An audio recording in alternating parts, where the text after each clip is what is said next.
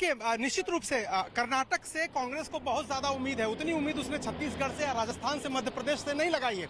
उसकी वजह यह है कि उनको यह लग रहा है कि बीजेपी का जो शासन रहा है, एंटी इनकम्बेंसी है, उनको ऐसा लग रहा है कि सिद्धारमैया और डीके शिवकुमार दोनों को इकट्ठा कर लिया उन्होंने। उनको ऐसा लग रहा है कि जेडीएस जो है बीजेपी का खेल बिगाड़ेगी, और अगर जेडीएस उनके साथ आ जाती है, अगर थोड़ा बहुत कमी भी बेसी होगी तो जेडीएस साथ आ जाएगी। हालांकि अभी राजू शुक्ला ने यह दावा किया है कि जिस तरह से हिमाचल प्रदेश में हमने चुनाव में सामूहिक नेतृत्व में चुनाव लड़ा, वैसे ही कर्नाटक में हम सामूहिक नेतृत्व में चुनाव लड़ेंगे और वहां सरकार प्रचंड बहुमत की बनाएंगे। तो बीजेपी के मुकाबले कांग्रेस वहां पर ज्यादा संभावना अपनी देख रही है, और बीजेपी को जो घर में कांग्रेस सेध लगाने की कोशिश कर रही है वो ये है कि येदियुरप्पा की नाराजगी बकौल कांग्रेस वो उसको हेल्प कर रही है। और येदियुरप्पा चूंकि उनको मुख्यमंत्री पद से हटा दिया गया था, तो कांग्रेस को ऐसा लगता है कि जो लिंगायत समुदाय के लोग हैं वो उनके पाले में आ सकते हैं। उस पर काम कर रही है पार्टी। वहां पर प्रियंका गांधी ने कमान संभाली है, जिस तरह से उन्होंने हिमाचल प्रदेश की कमान संभाली थी, उसी तरह से ये कहा जा रहा है कि कर्नाटक में भी उनकी देखभाल में चुनाव हो रहा है और स्थानीय मुद्दों पर स्थानीय चेहरों को आगे रख के किया जाएगा चुनाव।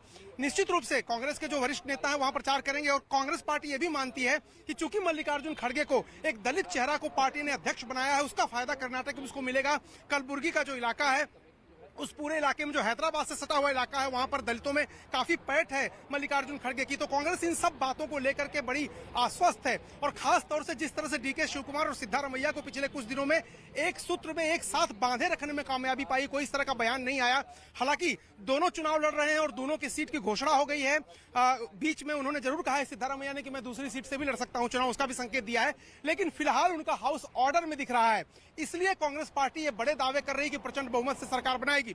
बीजेपी के बरक्स कांग्रेस पार्टी कर्नाटक यहाँ पर ज्यादा कांग्रेस को है, कर्नाटक से उम्मीद की किरण जगी है। जिस तरीके से डीके शिवकुमार क्योंकि वोकुलिंगा समुदाय से आते हैं, रवि जो बात अरुण कह रहे थे, क्योंकि लिंगायत समुदाय और वोकुलिंगा समुदाय ये दो समुदाय ऐसे हैं जिनकी बड़ी पैठ है, और नाराजगी यहाँ पर चाहे बीजेपी हो या कांग्रेस हो, दोनों ही दल इस समुदाय की लेना नहीं चाहेंगे। बिल्कुल, क्योंकि जैसा कि अरुण ने भी कहा कि दोनों ही पार्टियों में जो दो बड़े नेता हैं वहां पर, कांग्रेस के दो बड़े नेता और बीजेपी की दो बड़े नेता, उनमें तालमेल बनाने की कोशिश दोनों पार्टियों की तरफ से थी। चाहे वो सिद्धारमैया या फिर क्या नाम है डीके शिवकुमार, या फिर जो मौजूदा सीएम है, और इसके अलावा बीएस येदियुरप्पा।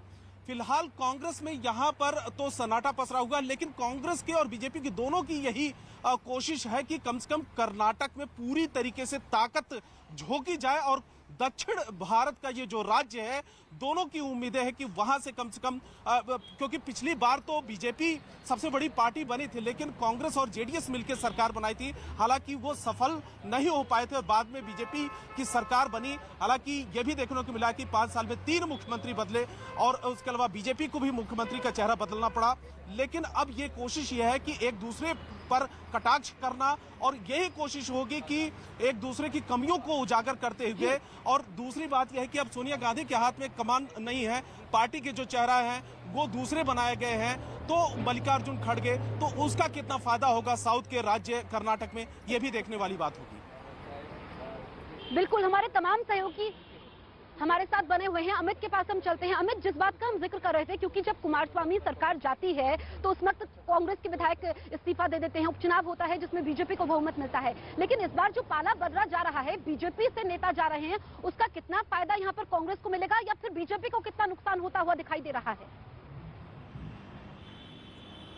देखिए, जहां तक बीजेपी की रणनीति का सवाल है, तो पार्टी के जो वरिष्ठ नेता हैं इस मूवमेंट से अवगत है, और इसीलिए पिछले 15 दिनों में 4 अहम दौरे शीर्ष नेताओं के हो चुके हैं। पीएम मोदी एक बार जा चुके हैं, 3 बार गृह मंत्री अमित शाह जा चुके हैं, और एक सीट का ब्यौरा बनाया गया है। और जो पुराने नेता यहाँ पर बीजेपी से कांग्रेस में गए हैं, तो उनका रिप्लेसमेंट भी तैयार किया गया है। कुल मिलाकर कोशिश यही है कि जो लोगों के अंदर गुस्सा है, जो लोगों के अंदर रोष है एंटी इनकम्बेंसी को लेकर, सत्ताधारी दल को लेकर, उसको पूरी तरीके से दूर किया जा सके, और एक सीट का आकलन यहाँ पर किया जा रहा है। तमाम जो मठ हैं, चाहे लिंगायत समाज से जुड़े मठ हैं या फिर अन्य धार्मिक मठ जुड़े हैं, खुद गृह मंत्री अमित शाह वहां पर गए हैं और मठ के जो सर्वोच्च धार्मिक जो गुरु हैं उनसे मुलाकात की है, उनसे संवाद कायम किया है। तो ये दिखाने की कोशिश है यहाँ पर बीजेपी की कि हर समुदाय के साथ कर्नाटक में वो खड़ी है। अब जहां तक हम कांग्रेस की बात करें तो कांग्रेस ठीक है अमित, आप रहिए हमारे साथ। तमाम सहयोगी हमारे इस वक्त ग्राउंड जीरो पर बने हुए हैं। न्यूज 18 इंडिया पर सबसे बड़ी खबर हम आपको बता रहे हैं, कर्नाटक विधानसभा चुनावों की तारीखों का ऐलान हो गया है।